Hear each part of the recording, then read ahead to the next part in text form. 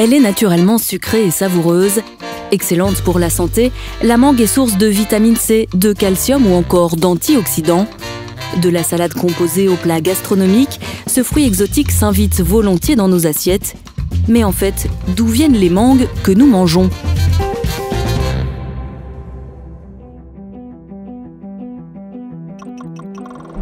L'an dernier, plus de 400 000 tonnes de mangues ont été importées dans l'Union européenne, c'est 2 fois plus qu'il y a 10 ans. 16% de ces mangues venaient d'Afrique de l'Ouest, Côte d'Ivoire, Burkina Faso, Sénégal, Mali, Gambie, Ghana et Guinée. Ensemble, ces pays produisent 2,5 millions de tonnes de mangues chaque année. L'Afrique de l'Ouest approvisionne le marché mondial d'avril à septembre avec ses variétés phares, la Kent, la Kate, la Palmer ou encore l'Amélie. Particularité de l'Afrique de l'Ouest, les mangues sont essentiellement cultivées selon des pratiques agricoles traditionnelles, respectueuses de l'environnement, dans de petites exploitations familiales. Cette filière joue un rôle socio-économique clé en créant de l'emploi dans ces zones rurales. I really enjoy working in this farm. My salary is being paid into my own account. I have health insurance when it is Christmas or Easter. We've been given some bonuses. C'est une filière également qui, sur le plan socio-économique, est très important. Ça permet à des familles de payer les frais de scolarité de leurs enfants, d'avoir pour les femmes, surtout qui n'ont pas de mari, d'avoir des fonds de commerce. La transformation de la mangue est elle aussi créatrice d'emplois. Au Burkina Faso, les producteurs ont investi d'importants moyens dans le séchage de la mangue. Le pays produit plusieurs milliers de tonnes de mangue séchées chaque année. Nous, on le transforme. On prend des femmes qui sont là, qui travaillent avec nous, qui font éplucher, qui font sécher, qui font beaucoup de valeur ajoutée là-dessus. Ça leur permet d'avoir un peu de l'argent. Et ça permet aux producteurs aussi du champ, les produits qui ne peuvent pas être exportés, d'être transformés.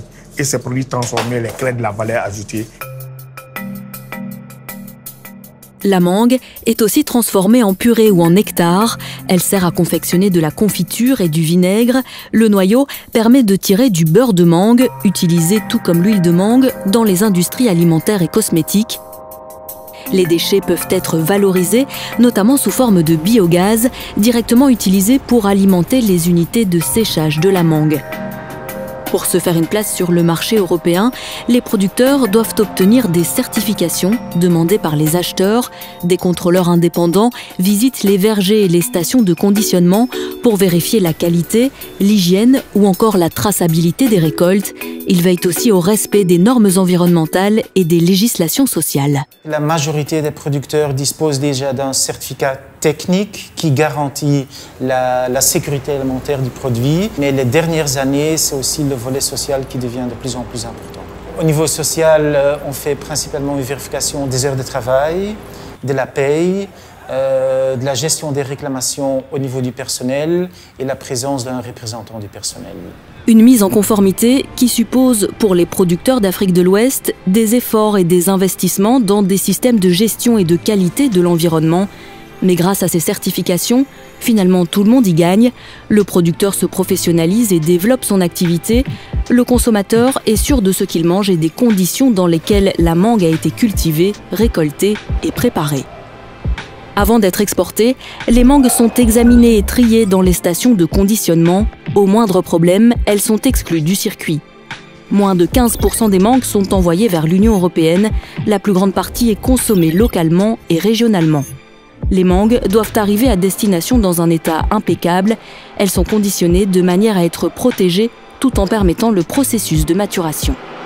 On estime que 1000 tonnes de mangue exportées font vivre directement 1000 personnes et 1000 autres personnes au travers des activités connexes. C'est-à-dire que sur une production exportée totale de 30 000 tonnes au départ de la Côte d'Ivoire, ça fait vivre plus de 60 000 personnes. La grande majorité des mangues font un voyage de 2 semaines en bateau pour arriver sur le sol européen. Les autres, celles cueillies à maturité, arrivent par avion.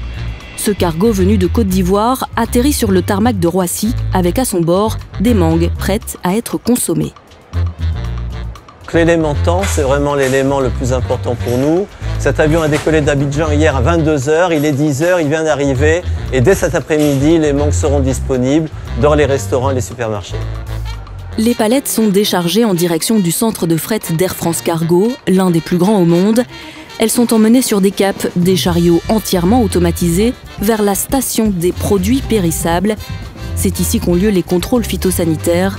Les mangues sont inspectées de manière aléatoire pour s'assurer qu'elles n'aient pas été piquées par la mouche des fruits.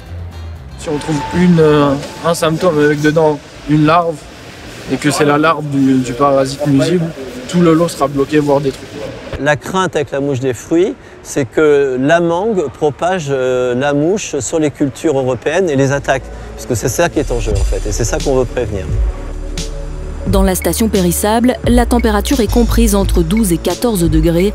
Les mangues n'y restent que quelques heures. Elles sont ensuite chargées à bord de ces camions, direction les importateurs à Rungis et ailleurs. En tant qu'importateur, la CIM est chargée d'acheminer les mangues jusqu'aux consommateurs en tenant compte des exigences des différents clients. Ici, on contrôle la qualité sanitaire du fruit et son degré de maturité. Les mangues importées par bateau passent plusieurs jours dans des chambres de mûrissage, dans une atmosphère tropicale artificielle. Le mûrissage, c'est le contrôle de la mise à maturité du fruit entre sa phase d'arrivage et sa phase de consommation, faire en sorte qu'on transforme l'amidon en sucre et amener le fruit dans la meilleure maturité possible. Une fois mûries, les mangues sont à nouveau contrôlées, calibrées et triées. Elles sont ensuite conditionnées de manière à répondre aux besoins spécifiques de chaque client. Clients qui vont être en même temps à la grande distribution, qu'elle soit régionale, nationale ou européenne, mais aussi toute ce qu'on appelle la fraîche découpe, c'est-à-dire l'industrie de découpe de fruits pour faciliter la consommation auprès du consommateur, toute la restauration hors foyer. Autre canal de distribution, les primeurs. Vous voulez goûter, madame, de la mangue ? Brigitte Delangue valorise les fruits et légumes qu'elle vend avec passion. Elle a remporté le titre de meilleur ouvrier de France en 2011. Parmi ses coups de cœur, la mangue d'Afrique de l'Ouest. J'ai toujours vendu des mangues toute ma carrière. Et j'ai un petit faible quand même pour l'Afrique, pour le travail qu'ils font. Ils sont attentionnés aux produits. Vous voulez goûter? Allez-y. Ces variétés, pour moi, elles sont intéressantes parce que ce sont des petits producteurs. Elles sont ramassées à la main, elles ne sont pas choquées, elles sont bien conditionnées. Vous avez des mangues qui n'ont aucun parfum, qui sont juste sucrées. Mais là, dans ces petites productions, on trouve de la mangue intéressante parce qu'il y a le parfum en plus. C'est inspirant pour moi. Et puis je la vends bien peut-être parce que je l'aime plus que les autres, mais je la fais aimer à tout le monde. Ça, c'est sûr. Les professionnels de la filière mangue Afrique de l'Ouest s'engagent à développer une économie sociale et respectueuse de l'environnement, en particulier les producteurs, car la commercialisation durable de leurs fruits est une source d'espoir de vie meilleure. L'avion et le bateau ont actuellement souvent mauvaise presse. Les consommateurs européens se questionnent sur l'empreinte carbone des produits importés.